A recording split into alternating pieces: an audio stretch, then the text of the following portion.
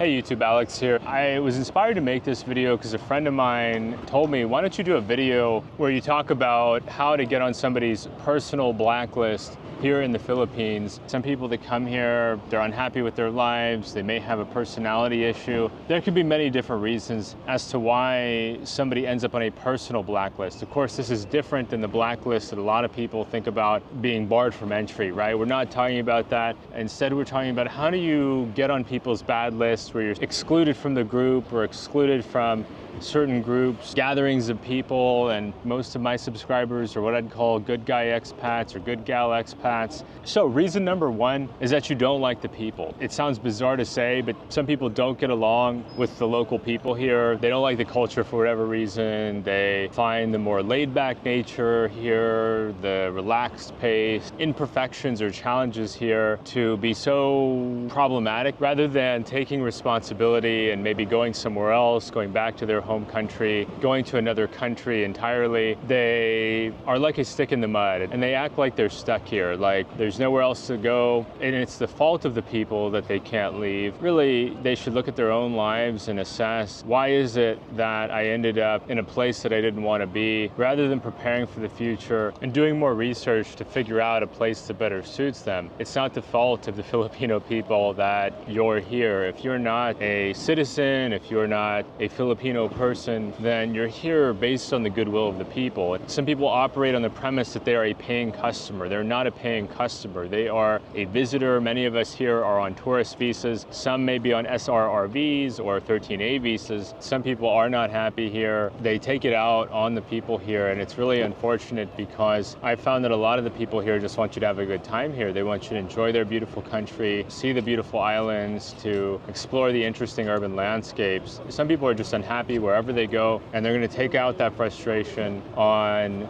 people in the service industry, drivers, waitresses or waiters, cell phone service providers, all of these people who they're just trying to do their best. They're just trying to be productive. They're just trying to make their bosses happy. They shouldn't be the target of your frustration. It's unfortunate that some people that don't like it here feel stuck by economic circumstances, but it's certainly not the fault of the people here that your economic situation is not what you wanted it to be.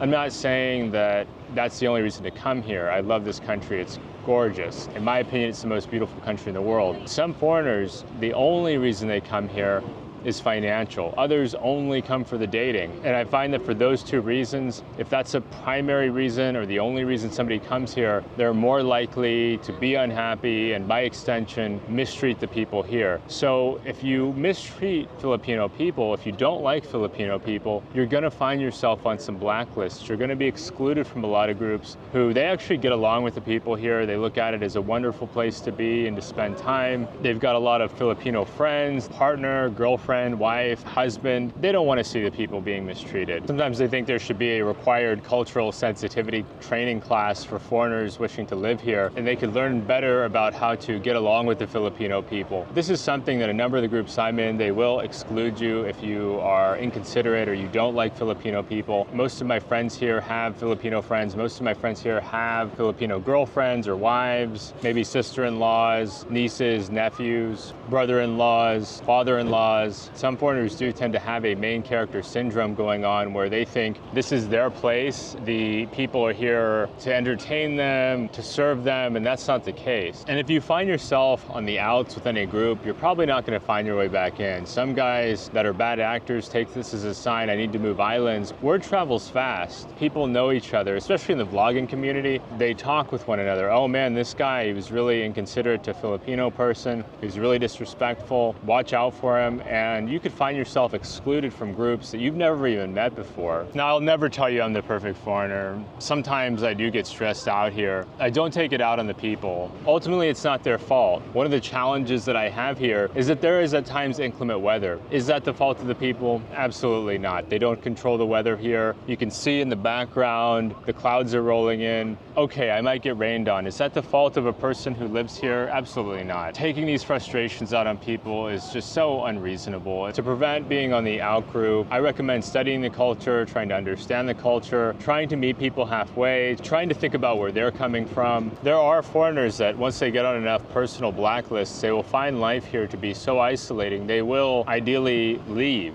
This is something that people who want to live here should be aware of, is that especially in a city like Dumaguete with tons of expats, we all talk, we all communicate, we all know each other, or we know people that know each other, or we have mutual friends. And if you get spotted being rude to somebody and it's on video, that video will circulate like crazy. It's bad enough that you did it in the first place, but to add insult to injury, you have belittled or insulted a Filipino person, and it's on camera, such that that video will get circulated around, which is additional embarrassment for that person. There is a culture of saving face throughout Asia. People care about their public reputation. You can't go around slandering people. You can't go around treating people badly. It's even more the case if they're a business person, maybe they're a prominent businessman, maybe they're highly regarded in the community, and even if they're not, people don't like to see you mistreat Filipinos. This goes throughout the country. I've definitely gotten the vibe from some foreigners, oh, can you believe this or can you believe that? And I'm thinking, why are you here? If it really bothers you that much, there's so many other places to go in the world. There's a lot to love about this country. There's a lot to love about the people. Some of these guys that are bad actors, they think, I'm gonna impress this foreigner by being disrespectful or inconsiderate or making a sly or sarcastic remark. Because that foreigner doesn't immediately blow up or make a big deal out of it, you think, oh, they don't care, or maybe they agree with me. That's not the case. People here are generally non-confrontational, and I find a lot of the foreigners that last here, that succeed here, adopt a non-confrontational nature about them. They may not say something to you directly, they may not engage and argue back or this and that, but they're probably going to go around telling people they know, hey, this guy, watch out for him, he's bad news. Don't hang out with him, he doesn't like the people here, he thinks he is superior, and he thinks that he is extraordinary, like he is playing some kind of status game where he thinks that he's in charge, and that's not the case. It's not the case at all. I don't want to associate with such people.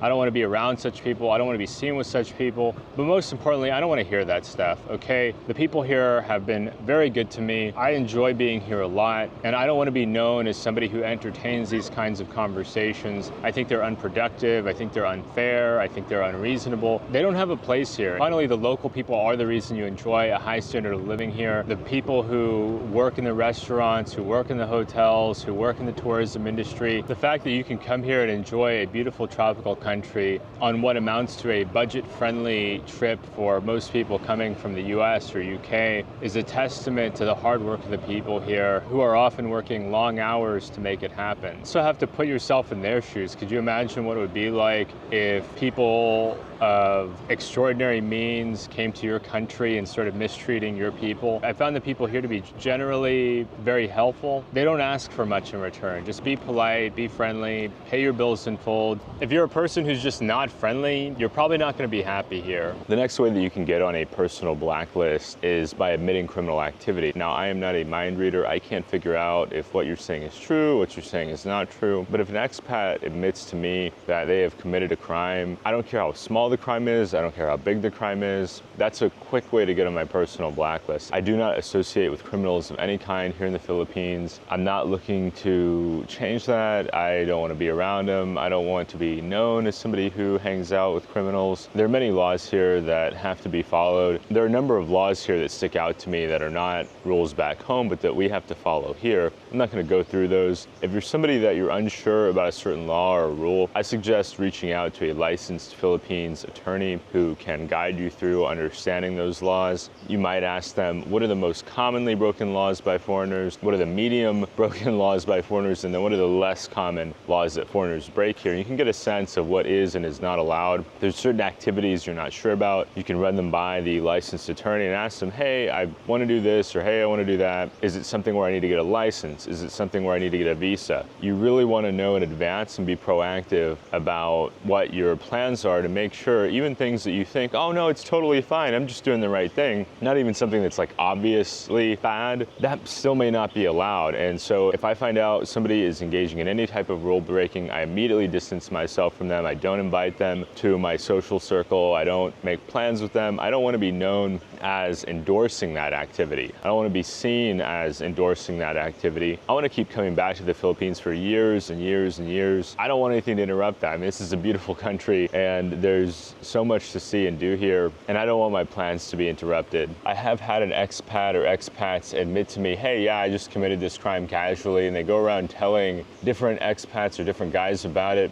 and we're just shaking our heads like, not only did you do something that's against the rules, but now you're bragging about it. Unfortunately, some people who engage in this kind of behavior are also proud of it. It doesn't make any sense to me. But these people quickly find their way onto the personal blacklist where they're not welcome to hang out with people. They're not welcome to join these social groups. We don't want to be around them. We don't want to be known as endorsing or entertaining that kind of behavior. Most of us want to stay here for a long time, and we don't want to be known as a guy who doesn't know how to follow the rules. We're here based on the goodwill of the people, and to maintain the goodwill of the people, we want to follow the rules, we want to follow the laws. Some people just don't know how to behave. We're not talking about jaywalking here. We're talking about real problematic behavior that you don't want to be associated with. You'd be disgusted by in your home country, but even more so here halfway around the world where you're not a Filipino person and this isn't your home country. It's a privilege to be here. You don't have a right to be here. It's really unfortunate that some people abuse that privilege. I don't want to be around them. None of my friends want to be around them. You'll quickly be excluded from our group if you are a person who wants to engage in this kind of behavior for all of the reasons listed above. I also look at it like if somebody is willing to commit a basic crime, they may want to escalate and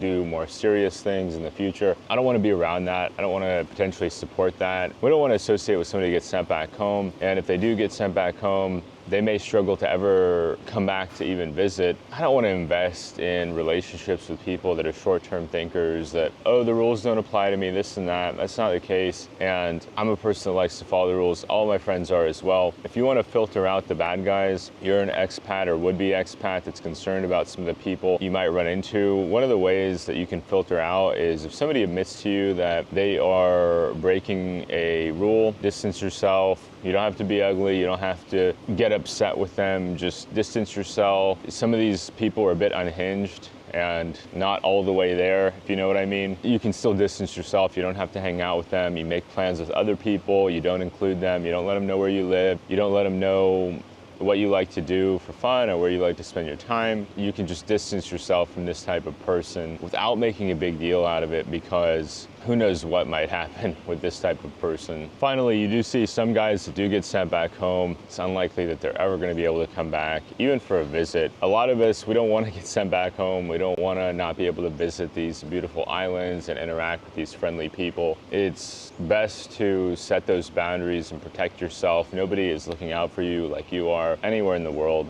Don't feel like you're being high and mighty. I find it's better to find reasons to disqualify people from my friend group than to try to find reasons to be more inclusive when it comes to other expats. Plenty of awesome locals. The expats can be an odd bunch. It's very important for foreigners to follow the rules while they are here, and part of what will allow me to do that is to have a good track record. When it comes to rule breaking, I've met foreigners that just not too long after I met them told me about breaking the rules. There's some very obvious ones. If you're unfamiliar, I suggest checking out Mike of Mike's Philippine Retirement. His channel covers some of this stuff very well. The next part of the liar component is the issue of stolen valor. Now, I personally have not encountered this, but I have heard other friends encounter this where somebody will misrepresent their military service. They may have not even been in the military at all, or they exaggerate. They had a standard rank, but they're telling people they were a Navy SEAL. They may change the branch entirely. They may change the duration of service. Maybe they were in for 4 years. They say they were in for 10 or 20.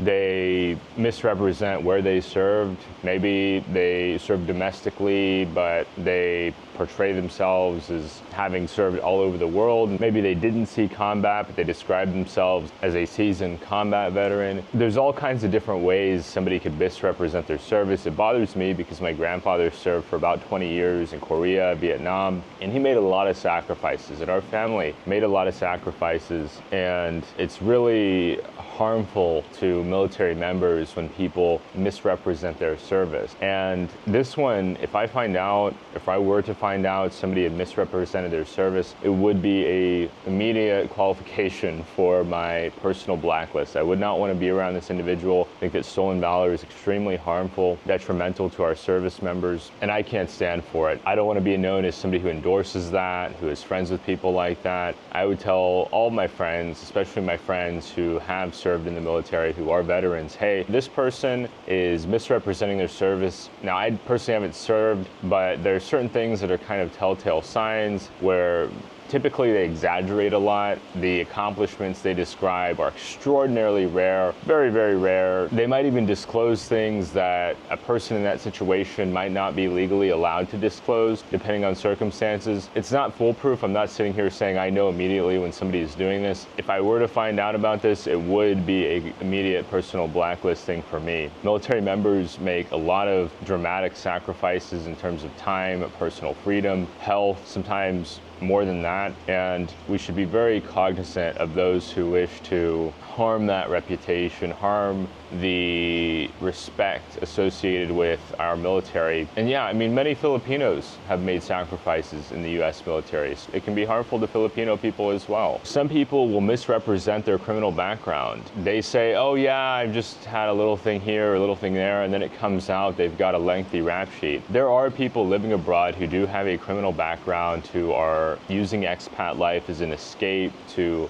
get away from accountability, where in their town or their city, they're known as deceptive or as a person with a bad reputation. And so they think, well, if I just go to this other country, nobody will know about that stuff. Maybe they use a fake name. I wouldn't be surprised if some of these people use a fake name. I've had people be very, very guarded. This kind of falls into this category where if somebody's too guarded, it raises red flags for me. If they won't talk about very basic details, they're always, oh, I can't tell you that, I can't tell you this, then that's a red flag for me, because if they're not able to disclose very basic information, I'm not asking for people's addresses, I'm not asking for people to tell me every single detail of their life, but the majority of people that I've met here, they're fairly open. They're fairly open about their lives in a normal way. And I respect people's privacy. I don't pry, I don't push people to disclose painful things. But if we're talking about very, very basic information, then it does raise red flags to me. It's not something I immediately put them on a blacklist, but now I'm kind of looking like, is there something here that I need to be aware of? And in a small town like Dumaguete, everybody knows each other. Inevitably, things will come out.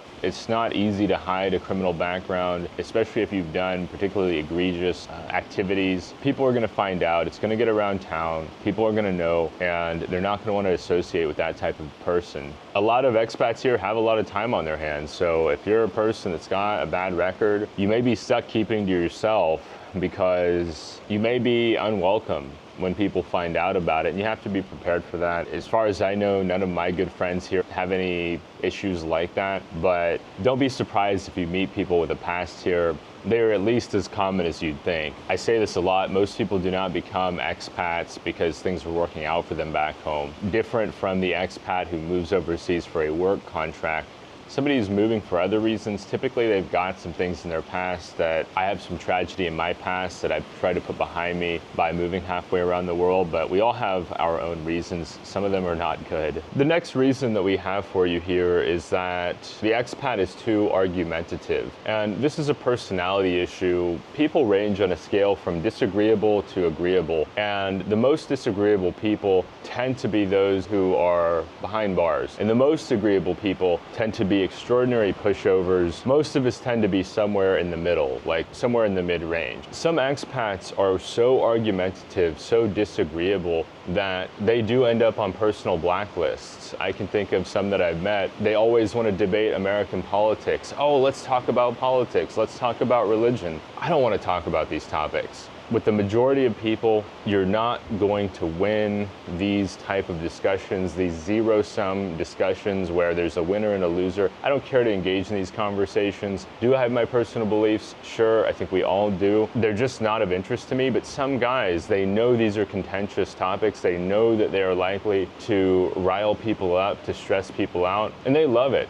Talking to some of these guys is like wrestling with a pig in the mud. You think you're winning until you realize the pig likes it. There are a lot of argumentative, disagreeable expats out there. I use the politics of the religion example, but yeah, I mean, I have definitely encountered some expats that they want to debate religious topics. I'm not interested in that. And none of my friends are either. If I find somebody that always wants to debate religious topics, they're going to end up on my personal blacklist. I'm not opposed to people having faith. I have a lot of friends that have different religious backgrounds. I'm friends with people of many different faiths, probably most of the major ones you could think of. And then I also have friends with no faith at all and everything in between. I'm not interested in the guy that wants to, we're going to talk about faith today. No, I don't want to debate there. I'm not interested in debates. In relation to this topic, I'm often saying if I wanted to argue with Americans, I would just go back home to the United States. Back in the United States, there are plenty of Americans that would debate me on these topics all day long. They would like for nothing more than to discuss. I didn't come here to the Philippines to argue, and if I meet somebody that all they want to do is argue or to debate, they're on my personal blacklist. I don't care to argue. If I wanted to argue, I would go to law school and I would get paid to argue in a few years. I would be hired by people solely to argue.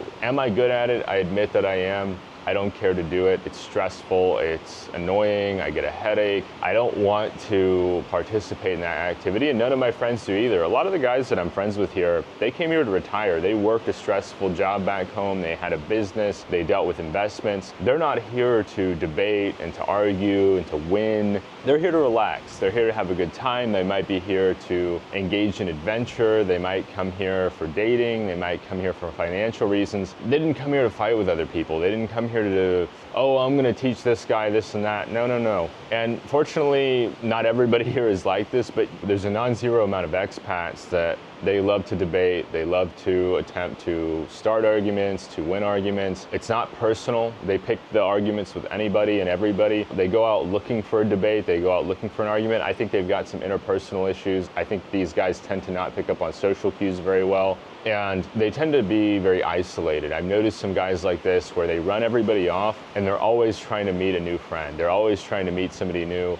They can't maintain relationships with other expats because they inevitably end up running them off. They turn everything into debate, and most people just don't have the energy for that. So when I meet somebody like this, I'm not telling you what to do. I steer clear of them. I'm polite. You don't know what's going on upstairs. I'm certainly not obligated to entertain these conversations, these arguments. I wish them the best. This is a type of expat that will quickly end up on my personal blacklist. The next point is the complainer. Okay, so for me, I consider it a blessing to be here in the Philippines. There's a lot of interesting experiences I've had here that are very positive. I try to generally keep it positive. I'm happy to be here. If I wasn't happy to be here, I could fly to Manila right over there, and I could fly back to my home country. I could fly to some other country in Southeast Asia. I try not to complain. Do I have stressful days sometimes? Yes. I'm not perfect. Some people are incessant complainers from the moment they land here. Oh, it's too hot, and my hamburger isn't the way that I had it back home. And they have this endless list of complaints. They have this endless list of frustrations. They're never satisfied. There are some people that go out looking for problems. For my friends, this type of person will quickly get on a personal blacklist. All the guys here,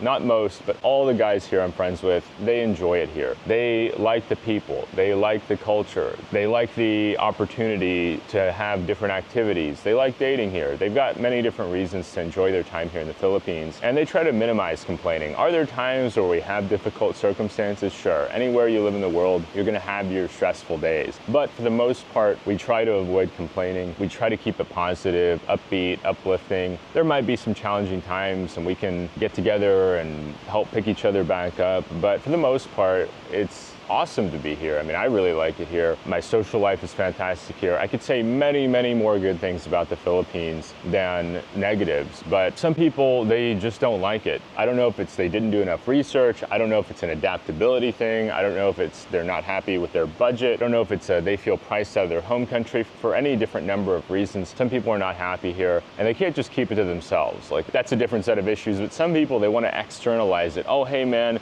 can you believe that this, and I just don't like that. And those types of people quickly get excluded from the group because chances are they're not going to stop. They're not going to ever stop running out of issues. They're not going to stop running out of complaints or frustrations, things they don't like. And it's not on us to solve these issues. And if you don't like it, you can go home. For all of us that are foreigners here, we've got a home country. We've got a place we can go back to where we speak the language, where we know how things operate. We may not like it, but at least we belong there. So yeah, for complainers, my group has no sympathy for this type of people. We don't want to be around them. A lot of it is just having flexibility. If you don't like a specific city, you might try a different city. Not every city or location in the Philippines is for everybody. Some people like a certain way of doing things, and a certain city they go to is not for them, and that's okay. But to stick around and to belabor the point, to go on and on about how it's not this and it's not that, and this isn't right and that's not right, you're really gonna wear people's good graces down, and it's gonna get around that you complain and that you don't like it, and people are not gonna include you. They're not going to welcome you into their group. They might change the locations and you don't get the detail and you're off on your own. Unfortunately, like I said before earlier in the video, some people, some expats do not pick up on social cues. They don't know how to communicate with others. They didn't get the training. Maybe they weren't socialized properly at a young enough age where they learned how to talk to people. They don't understand. Most people don't like complainers. Most people don't like arguers. Yeah, they just need to find a different place. They need to figure out a different fit for them. So anyway, this has been 5 reasons as to how you can end up on a personal blacklist. This is not the official blacklist. This is more about navigating group dynamics and how some people just don't fit in, and some of the reasons why a person might get excluded from a group. If you have any reasons as to why somebody might be excluded from your group, let us know down in the comments below. Are there any pet peeves that you have? Additionally, give us a thumbs up. It really helps with the YouTube algorithm. And finally, subscribe to the channel down below if you want to see more content like this, and we'll see you soon. Bye-bye.